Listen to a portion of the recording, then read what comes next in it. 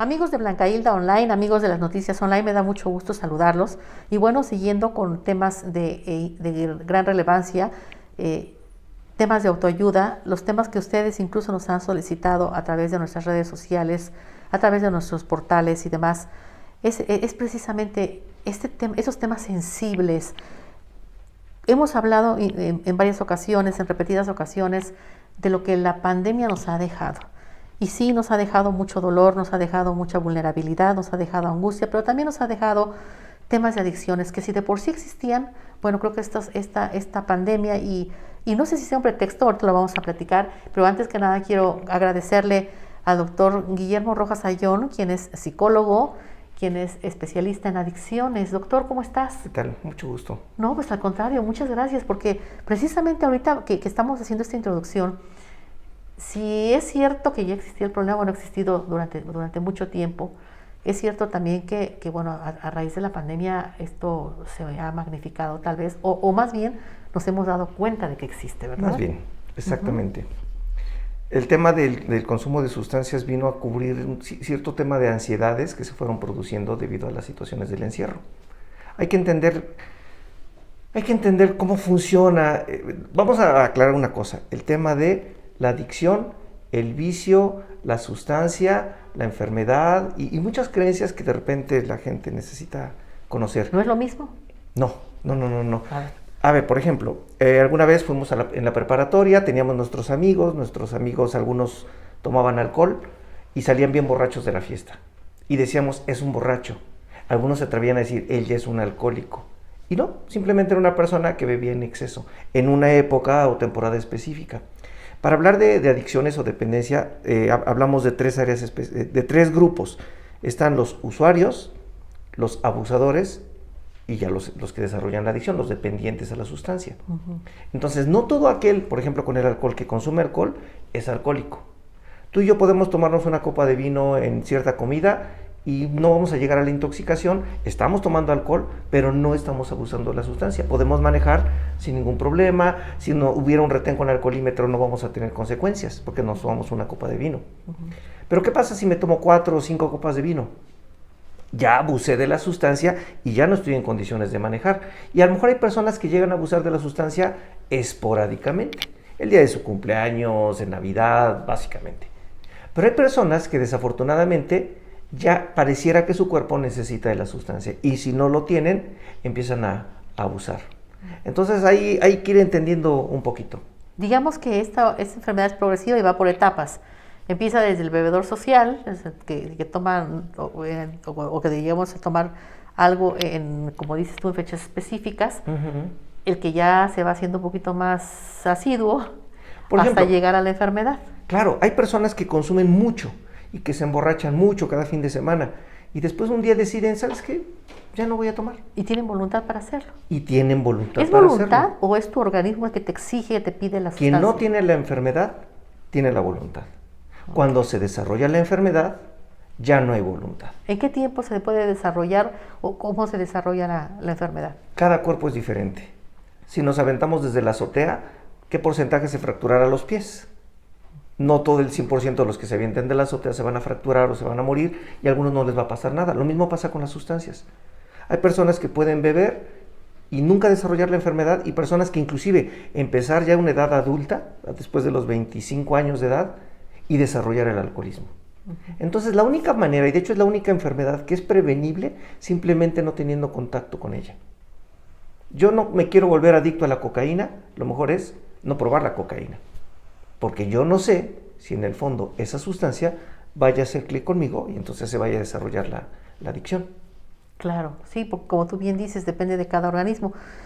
Y bueno, una vez que ya se tiene detectado que eres un alcohólico, supongo que es cuando ya buscas que ya incluso lo haces inconscientemente, ¿no? Porque ¿es realmente que lo hacen inconscientemente o es un pretexto o una justificación? Muy buena pregunta. La respuesta es que sí, ya lo hacen inconscientemente. Porque lo que daña esta enfermedad es una parte del cerebro que se llama el circuito de recompensa. Lo que en nuestra vida hace que nos motive a hacer las cosas. Por ejemplo, me quiero quiero ir al concierto de mi estrella favorita, pero el boleto vale 20,000 pesos. Es mucho dinero. Entonces, ¿qué debo hacer para que pueda ir al concierto sin que eso afecte mi vida cotidiana? Pero si no tuviera yo conciencia, me compro 5 boletos, me gasto 100,000 pesos y resulta que mis gastos mensuales son mis ingresos solo son de 20,000, voy a estar endeudado por 5 meses o por 6 o por 7 meses y no voy a poder vivir, todo por una mala decisión. En las casas de empeño lo vemos, por ejemplo, con estas campañas del Buen Fin y cosas por el estilo, o promociones que dan algunas tarjetas o algunas tiendas de conveniencia, de repente nos venden la idea, nos emocionamos, la gente compra meses sin intereses y vemos las casas de empeño 7 meses después, 8 meses después, ya no pudieron con la carga. ¿Por qué? Estaban tan emocionados que dejaron de pensar y tomaron decisiones financieras equivocadas. Claro. Entonces, precisamente es este circuito de recompensa que involucra 2 regiones del cerebro, el área límbica y el área del lóbulo frontal. Aquí tenemos el juicio y en esta parte de aquí tenemos las emociones, la memoria y principalmente el centro del placer. Entonces, los seres humanos nos encanta sentirnos bien. Por eso nos gusta comer helado, nos gustan las comidas ricas, nos gustan las vacaciones, nos gusta el reconocimiento social. Todo eso hace que se libere una sustancia que se llama dopamina. Y entonces, conclusión, a los seres humanos nos encanta la dopamina. Vamos a hacer todo lo posible por obtenerla. Oye, pero eso te está metiendo en problemas. No importa, se siente muy rico. Y eso lo vemos principalmente en los adolescentes. En los adolescentes, esta región de aquí ya alcanzó su madurez, pero esta región de aquí todavía les falta mucho tiempo, cerca de los 23 años de edad. Claro. Por esas razones que el adolescente toma decisiones sin pensar, basados en la emoción del momento. Y cuando éramos adolescentes, que alguno ya andaba en la patineta, que el otro se aventaba de un balcón al otro balcón, y hacíamos locuras porque no medíamos las consecuencias. Eso mismo pasa, ese es el sistema de recompensa. Entonces, en la adicción, el sistema de recompensa es el que se va dañando.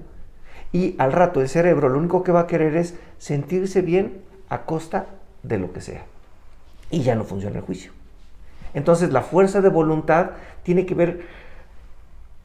La voluntad es querer hacer las cosas. La fuerza de voluntad es hacer las cosas a pesar de que algo no me gusta, no quiero, no me conviene. Por ejemplo, hay algunas personas que dicen, tengo que ir a trabajar.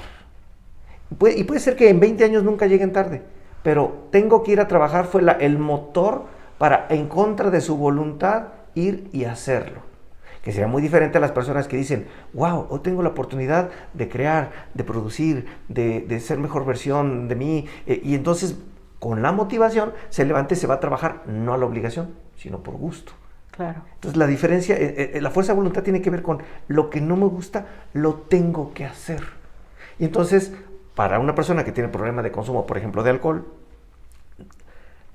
tiene que dejar de beber. Y entonces tiene que usar la fuerza de voluntad. Porque si por él fuera, por su cerebro, le encantaría seguir consumiendo alcohol. Y entonces se pierde.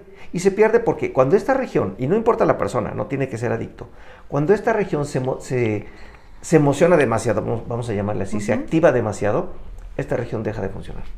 Claro ejemplo, una persona muy civilizada que tiene un conflicto de tránsito en la calle, cuando se enoja demasiado, es capaz de bajarse del automóvil para... Sí, claro, la adrenalina para golpearse obliga con otra persona y no mide las consecuencias. Claro.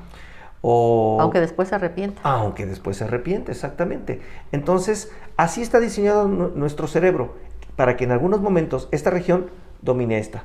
Una muy típica que a todos nos pasó, cuando nos enamoramos. Una persona enamorada ya no mide consecuencias, mira que no te conviene, que ta. Sí, ya piensan, dicen con la cabeza, no con el corazón. Exacto, no, al revés. Al revés. Con el corazón, no con la cabeza. Son las emociones las que las hace que ya no importe lo que pase. Lo mismo pasa con las drogas. Hay que entender que esta sustancia llamada dopamina, la cosa que más la produce son todas las drogas. Y el alcohol es legal, pero es una droga. Claro. Entonces, vamos a alcanzar niveles de dopamina que jamás podríamos haber alcanzado de manera natural. Entonces, vuelvo a lo mismo.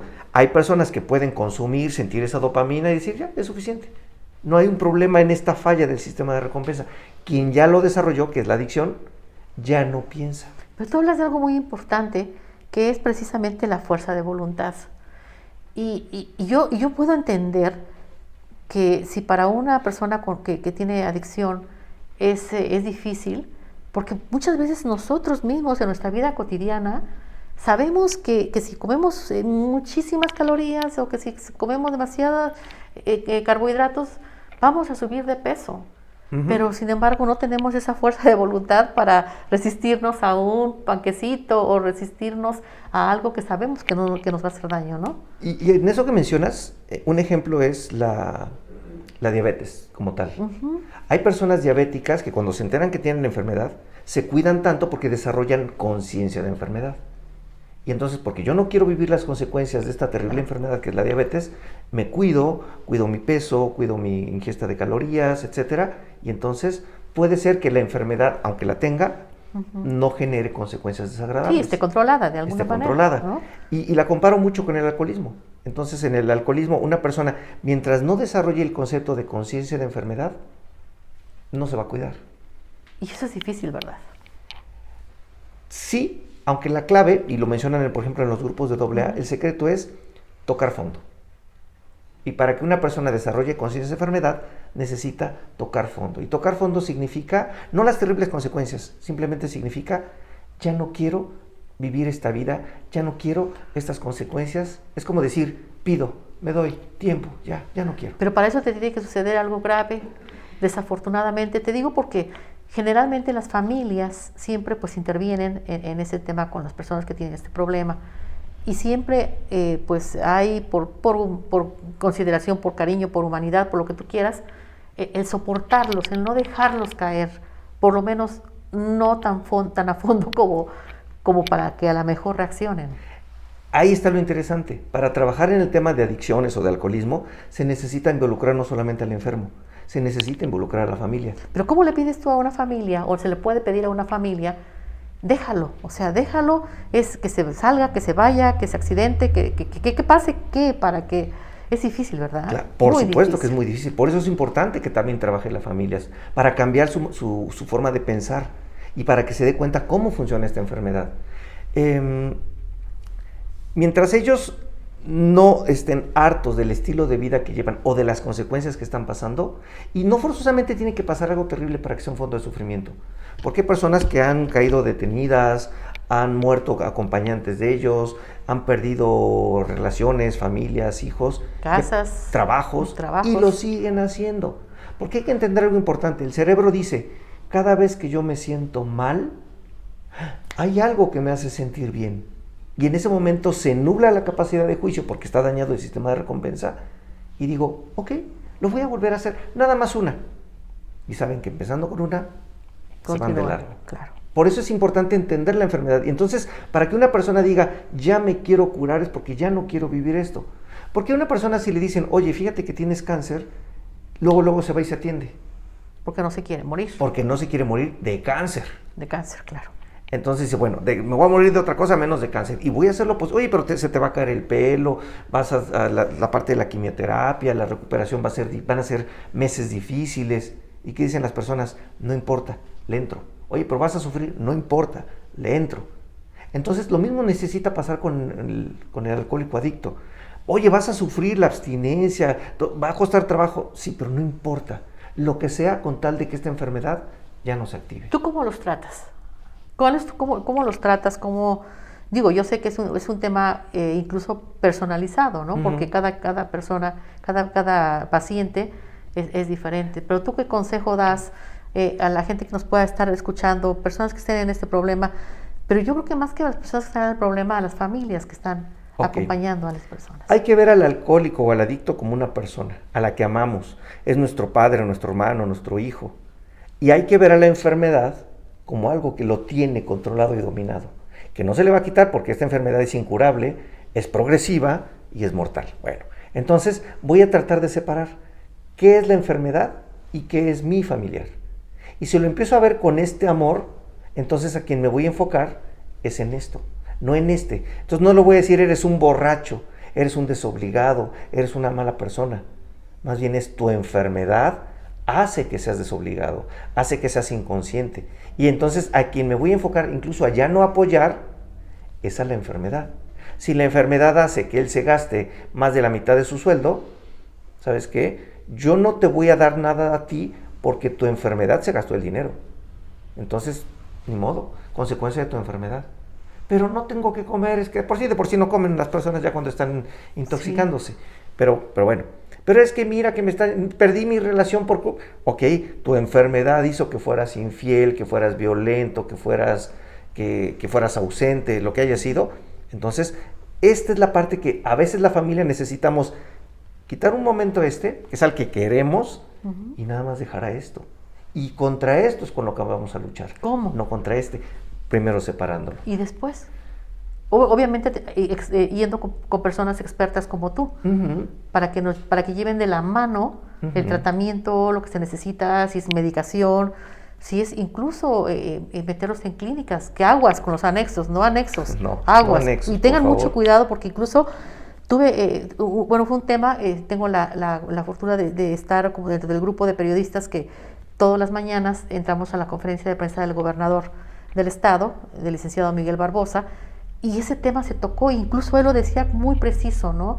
Que era un límite muy, muy pequeño en cometer un delito a la hora de meter a los anexos a las personas, sobre todo por lo que lleva el término en este momento de un anexo, cómo funciona o cómo malfunciona un anexo, y creo que ya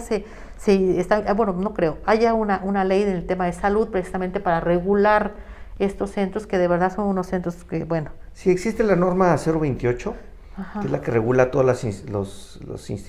los centros de tratamiento contra adicciones. Hay que entender, los anexos surgieron alrededor de los años 50 en México. Surgieron desde una buena intención de algunos grupos de Alcohólicos Anónimos. Quiero aclarar, los anexos, los 24 horas, las granjas, eso no es Alcohólicos Anónimos. Y la gente tiene una pésima percepción de Alcohólicos Anónimos porque dicen, es que en Alcohólicos Anónimos los maltratan. Y no es cierto. Alcohólicos Anónimos es un programa de amor, donde van a ver a la persona y a la parte más bonita de esa persona, a su espíritu, a su alma, o como cada quien le quiera llamar. Y vamos a tratar de que, precisamente empoderando esa parte maravillosa que tienes, le hagas caso a la parte que ellos le llaman defectos de carácter, que son los que van a hacer que, como no salen como las cosas quieres, te frustras, y lo que decía hace rato, me siento mal en mi cerebro cerebro recuerda que hay algo que le hace sentir bien, que es la sustancia, y lo vuelven a hacer. Entonces, hablar de anexos es hablar de secuestro. Exacto. Oye, pero lo estamos haciendo por su bien. Sí, pero es en contra de su voluntad. Exactamente, es como si de repente mandáramos una ambulancia contra esa señora preocupada que está en su casa, es que mi hijo no llega, mi marido ya lleva 4 días que está bebiendo y no viene, y entonces, como está muy preocupada, ya se deprimió, ya no atiende a sus hijos, ya anda de mal humor, ya incluso puede desquitarse violentamente con sus hijos. ¿Sabes qué? Vamos a llevarnos a esa persona, que llegue un grupo de personas, y la van a encerrar en un lugar para que aprenda a estar tranquila. Sí, no, feliz. ¿Cómo? Imposible. ¿Cómo se va a sentir esa persona? No, impotente. Oye, pero tengo que llevar a mis hijos, tenía que hacer una venta de no sé qué. No me importa, te voy a llevar para que mejores. Claro. Sí, no es la forma. Y hay un dicho muy bonito que usamos en psicología, que es, el que pide la ayuda es el que necesita la ayuda. Cuando a mí me hablan y me dicen, oiga, es que le quiero mandar a mi hijo. Ok, ¿y su hijo quiere? No, pero es que lo necesita. Entonces venga usted, señora. Claro, y empezar de otra manera, ¿no? Porque ¿de quién es la necesidad? Atacar la misma enfermedad o el mismo problema desde otro ángulo. Y es que la enfermedad se empieza a adueñar de toda la familia. Y a toda la familia la tiene aquí la tiene la enfermedad. Por eso, como familia, también necesitamos entender en qué consiste esta enfermedad, para ya no ser víctimas de la enfermedad. Si la enfermedad hace que mi familiar hoy no venga, ok, ¿sabes qué? Yo ya te había advertido, ya te había avisado que si te salías a intoxicarte, iba yo a cambiar las cerraduras. A esta casa se entra a tal hora, y si no se llega, con la pena. Y además se entra en sobriedad, no se puede llegar intoxicado. Ok, ¿qué pasaría si le cerramos llave? Pero en automático la familia piensa, no, se va a ir con sus amigos, no, se va a ir con los que venden droga, no, lo van a acuchillar en la calle. A ver, ¿cuántas veces? Es más, las familias, ¿cuántas veces no ya han matado a sus familiares aquí en la cabeza?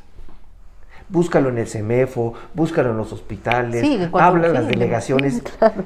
La familia en su cabeza ya los mató muchas veces. Y para bien o mal y ahí siguen, dando lata todavía. Por eso te digo que se necesita trabajar con toda la familia, no solamente con el adicto. Es muy simple. Esta dinámica, es el adicto y esta es la familia. La dinámica disfuncional hizo que esta enfermedad creciera. De nada sirve que él lo meta a un centro de rehabilitación si la familia no cambia. Porque cuando él regrese, va a regresar, o una de dos, o mi familia está tan loca que mejor me voy, o sabes qué, mejor, bueno, aquí le dan pan que llore, y regresó a la misma dinámica. Claro. Por eso es, de hecho, ¿qué pasa si el enfermo entra a un centro de rehabilitación y no quiere trabajar su recuperación? Dice, yo no cambio, pero la familia sí cambia. Cuando él quiere entrar, ya no cabe. Y tienes dos opciones, o te vas y sigues con la vida que tengas, o finalmente cambias. Qué ironía. El peso, no la responsabilidad, pero mucho del peso de la recuperación está en la familia. Porque la familia necesitamos que ya no tenga conductas rescatadoras, no de él, de la enfermedad. De la enfermedad. Ahí está la clave. No, pues queda muy claro, doctor, y de verdad, yo creo que el mensaje es precisamente para las familias que están sufriendo esto, en primer lugar que acudan con un experto como tú, y piensen en las clínicas de rehabilitación que les ayudan mucho, ¿no? Pero algo muy importante, para que alguien entre a un centro de estos, tiene que estar de acuerdo, necesita ser voluntario. Por eso es importante, no esperemos hasta que toquen fondo, subámosles el fondo de sufrimiento. ¿Cómo? Ya no haciéndole caso a su enfermedad. Okay. Entonces, si ya no me dejan entrar a mi casa, ya no me pagan mis deudas, no me sacaron de la cárcel, me dejaron con mi carro en el corralón, me dejaron que viviera las consecuencias. Por ejemplo, me decía, por ponernos un ejemplo, una persona me decía, es que ya está muy mal porque ya hasta las sábanas, las almohadas, las deja manchadas de sangre. No le cambié las sábanas. Ay, no, ¿cómo va a estar durmiendo en...? O sea, quiere que su enfermito duerma en camas limpias y en almohadas limpias. Déjale su mugre. No hay borracho que coma lumbre. Qué duro, qué difícil, pero bueno, de alguna manera, muchas veces es la forma de... Por eso, si ellos quieren crear un infierno, déjalo vivir en su infierno. Hasta que él diga, ¿sabes qué? Esto ya no lo aguanto. Bueno, claro. Ahí te podemos ayudar. ¿Quieres? Sí, lo que sea. Y entonces es cuando ahora sí, la recuperación tiene grandes posibilidades de tener éxito. Sí, cuando ya la persona está decidida a salir de todo este problema, ¿verdad? Sí, porque a la fuerza ni los zapatos entran. Claro. Doctor, yo te quiero agradecer y sin antes, no me quiero despedir de ti sin antes pedirte la posibilidad de que sigamos tocando el tema. Con gusto. Porque hay muchas variantes, hay muchos subtemas alrededor de todo esto y que sin duda eres la persona ideal para apoyar y sobre todo para darnos esta información, porque yo he buscado para tocar ese tema expertos en adicciones y bueno, finalmente te encuentro a ti. Me da mucho gusto que me hayas apoyado con esta plática. Y pues tú estás aquí estamos nosotros ahorita en la colonia La Paz. Tu consultorio está... ¿Me das tus datos, por favor? Claro ¿Dónde te podemos localizar? En Tepeyagualco 37. Tepeyagualco 37. En La Paz, aunque a mis pacientes los atiendo con una previa cita generalmente. Claro, ¿tienes algún número o te pueden encontrar en tus redes? Sí, por WhatsApp, en el 2221-943890. Ok. Bueno, amigos, pues ahorita en este momento va a aparecer el número en pantalla para que ustedes, si tienen la necesidad de recurrir a un experto en adicciones, bueno, el doctor, bueno, que también eres ingeniero, ¿verdad? Sí, también, pero eso es otra historia. Esa es otra historia. y eso es padre porque finalmente también estudiaste psicología y todo eso por vocación y porque, bueno, estás orientado, y qué padre, eso es otro tema, pero igual tenemos que muchas veces considerar, y te quiero agradecer muchísimo. Un placer. De verdad, tu ayuda, tu apoyo en hablar de este tipo de temas que para los ciudadanos sin duda es muy importante. Y son temas que pues existen, es una realidad que existe, pero que muchas veces o no las vemos o no nos queremos dar cuenta o la sufrimos nada más y ya queda. La clave es estar informado, no nacemos sabiendo, no nos culpemos por no saber. Lo importante es tener la disponibilidad siempre de aprender un poquito más, de ser una mejor versión de nosotros mismos cada día. Claro, pues muchísimas gracias. Gracias, amigos.